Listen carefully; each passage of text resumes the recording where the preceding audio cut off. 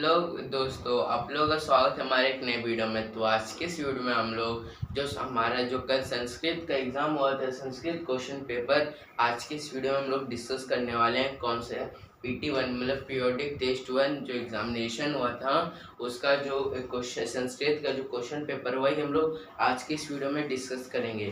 तो ये पेपर है वो थोड़ा मतलब कि कुछ इसका नक्शा बदल गया, वो ऐसा इसलिए हुआ क्योंकि क्या कि जल्दी जल्दी में बुक के अंदर रखा गया, जिसके कारण ऐसा हो गया। तो अगर आपको इसको फ़ोटो चाहिए तो मैं अपने यूट्यूब चैनल पर पोस्ट कर दूँगा, वहाँ से भी ले सकते हो। तो ये फर्स्ट पेज है और ये इधर सेकंड पेज है। तो पेपर बहुत ईजी आया था। तो चलो शुरू करते हैं। तो सबसे पहले आर्मी पब्लिक स्कूल गया प्रथम अवतरीय परीक्षा 2025-2026 मतलब कि फर्स्ट पीरियोडिक टेस्ट पूर्ण मार्क्स मतलब कि पूरे 40 मार्क्स के थे। कौन सी क्लास के? 8 विषय संस्कृत, समय 90 मिनट। तो अब शुरू करते हैं खंड 1 मतलब कि सेक्शन 1 गद्यांश था। तो अधोलिखित अनुच्छेद पठितवा प्रश्नानम उत्तर मतलब कि जो गद्यांश दिए हुए हैं उसको क्या है कि हम लोग को पढ़कर उसका उत्तर देना है। तो एकदा एका काका अपिपासिता अभवत् स जलस्य पानम इत्स्मता अभ्रवत् परंतु स कुत्रपि अपि जल न अपश्यत् अन्तः स उद्याने एकं घटकम् अपश्यत् स घटस्य समीपे अगच्छत् घटस्य च मुखे उपाविशत् घटे सवलंप जलम अभवत् स जलस्य पनाय वारं वारं प्रत्ययम् अकरोत्। तो ये मतलब कि ये गद्यांश से इसका हिंदी मतलब कि कौवा था वो बहुत ही प्यासा था। वो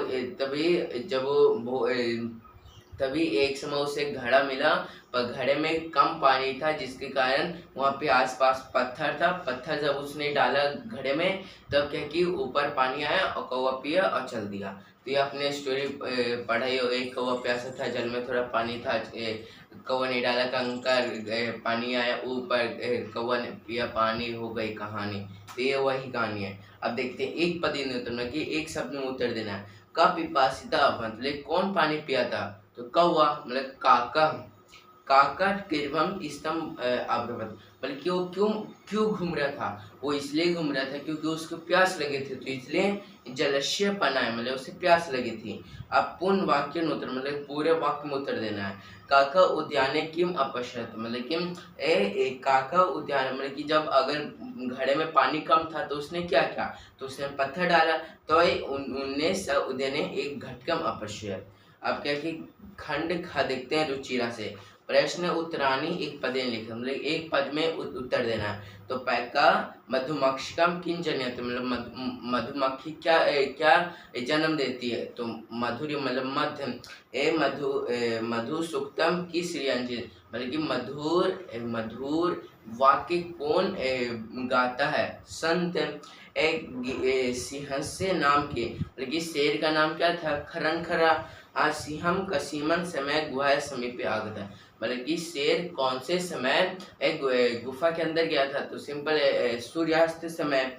गुहाए स्वामी का आसित मतलब कि जो मतलब कि गुफा किसका था? सिंपल मतलब कि लोमड़ी का। ददीप उसका नाम क्या था? ददीपुष। तो आई होप आपको समझ में आएगा। अब तीसरा प्रश्न है पूर्ण वाक्य उत्तर मतलब पूरे वाक्य में उत्तर देना है। खरनखरा कुत्र प्रतिवस्ती अस्मा मतलब ये खरनखरा कहाँ रहता था? तो वने खरनखरा वने प्रतिवस्ती अगता जो। और श्रृंगला कुत्र पलायिता मतलब श्रृंगला कुत्र पलायिता, तो इसका सही आंसर है दूर। और जो मतलब कि तीसरा गग्गा मेरे से नहीं बना था इसलिए मैंने छोड़ दिया। गुहासिमा माप श्रृंगला किम पश्यति मतलब कि गुफा में शेर ने क्या देखा मतलब कि सियार ने क्या देखा? तो सिंपल है पंजे देखा था। पंजे देखा था किसका? सियार का।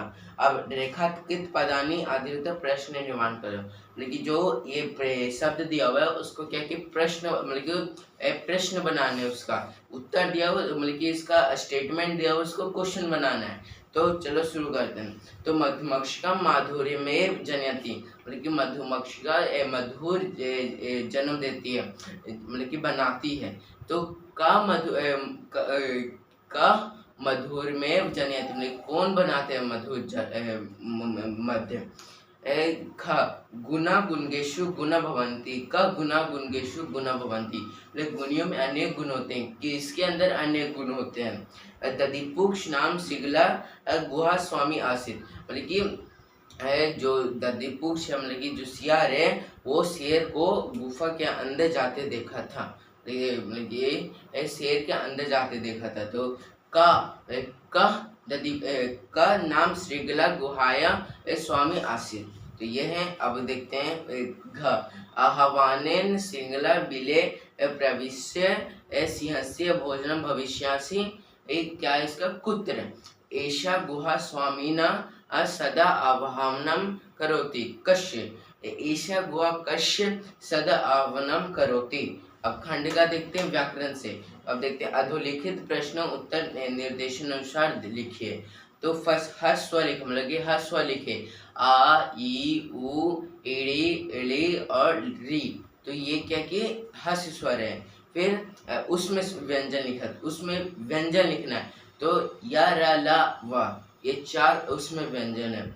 अब संयुक्त व्यंजन लिखना, मतलब संयुक्त व्यंजन लिखना है, तो क्या जो दो शब्दों मतलब कि दो वर्णों के मेल, मतलब कि दो स्वर के मेल से जो बनते हैं उसे संयुक्त व्यंजन होते हैं। जैसे छात्राज्ञा, ये तीन है। अब देखते हैं बालक का पदस्य वन विच्छेद करो, मतलब ये बालक का वन विच्छेद करना, तो बा प्लस आ प्लस का प्लस बा प्लस आ प्लस ला प्लस आ प्लस का प्लस हा, तो ये बालक का है। अब देखते हैं खा अधोलिखित प्रश्न निर्देश अनुसार लिखा, लेकिन जो ये प्रश्न दिया हुआ उसको क्या कि लिखना है। ये धातु रूप है बेसिकली।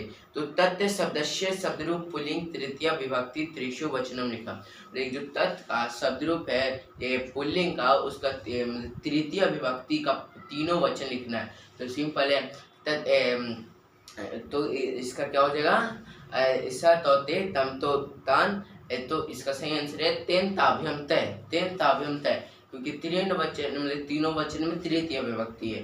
फिर ग देखते हैं किम शब्दस्य शब्दरूपम पुल्लिंग मतलब कि तत् शब्दस्य शब्दरूप स्त्रीलिंग षष्ठी विभक्ति त्रिशु वचने लिखा, लेकिन जो तत् का जो स्त्रीलिंग है उसका षष्ठी विभक्ति का तीनों लिखना है। तो सही आंसर है तस्या तयो तेषाम, ये है। ग देखते हैं किम शब्दस्य शब्दरूप पुल्लिंग तृतीय विभक्ति त्रिशु वचने लिखा, लेकिन जो किम का जो शब्दरूप है, किम शब्दरूप उसका तृतीय विभक्ति को तीनों वचन में लिखना है। तो सिंपल है किन काव्यम कह। अब चौथा पठ धातु धातु रूप से प्रथम पुरुष त्रिशु वचन लिखा, पठ धातु का प्रथम पुरुष का तीनों वचन लिखना है, तो पट्ठी पठा पठंती। अड़ खाद्य धातु धातु रूप मध्यम पुरुष त्रिशु वचन लिखा, लेकिन मध्य का लेकिन खाद्य का तीनों वचन में लिखना है मध्यम पुरुष का। तो सही है खदसी खादसी खादथा खादथा, ये हो गया आंसर। अब खंड खा देखते हैं, खंड घा देखते हैं लेखन। तो लेखन में ये क्या है कि ये बॉक्स दिया हुआ आंसर इसका, इसमें इसको चुनकर इसमें लिखना है।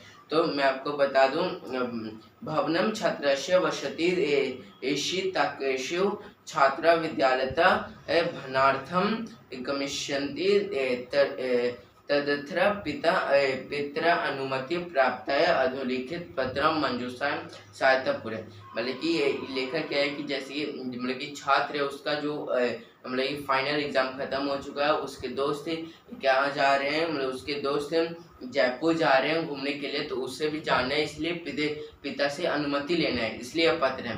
तो चलो शुरू करते हैं। छात्रावास गया यहाँ पे दिनांक है तो 8/7/2025 मैंने डाल दिया था, मतलब कि जो दिनांक होगा डाल दीजिएगा। आदरणीय पिताश्री मतलब आदरणीय पितृ चरणा मतलब पिताश्री चरण वंदना मतलब कि चरण छुका।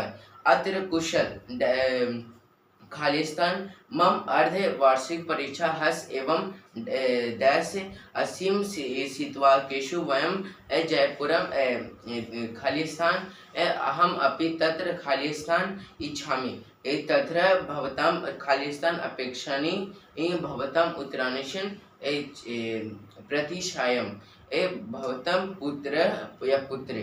तो इसका सही मतलब कि मैं हमेशा कुशल हूँ, तो फर्स्ट होगा मतलब कि अत्र कुशल, मतलब कि मैं कुशल में हूँ, तो यहाँ पे अत्र कुशल की जगह पे होगा अस्ति, अत्र कुशल अस्ति मतलब हम ठीक हैं। एवं अर्थ वार्षिक परीक्षा हस एवं हमारा जो वार्षिक परीक्षा है वो खत्म हो चुका है, तो यहाँ पे होगा समाप्त। फिर तीसरा मतलब कि अस्मि अस्मि सीतावशु वयम जयपुरगम, मतलब कि हमारे जो दोस्त थे वो जयपुर जा रहे हैं, तो इसे होगा गमिष्यामि। हम अपि तत्र इच्छानि मतलब कि अनुमति यहाँ पे होगा। उसके बाद तद्भव भवताम अपेक्षानि, इसका सही आंसर है गंतुम। तो यहाँ पे भवता पुत्र पुत्री, तो मैंने अनीश कुमार आपका जो नाम लिख दिया। तो ये हमारा था पेपर, तो इसमें से मेरा सिर्फ 2 नंबर ही कटेगा।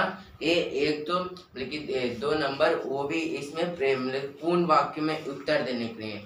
तो अगर आपको वीडियो अच्छी लगी तो like subscribe number. Thanks for watching, bye bye.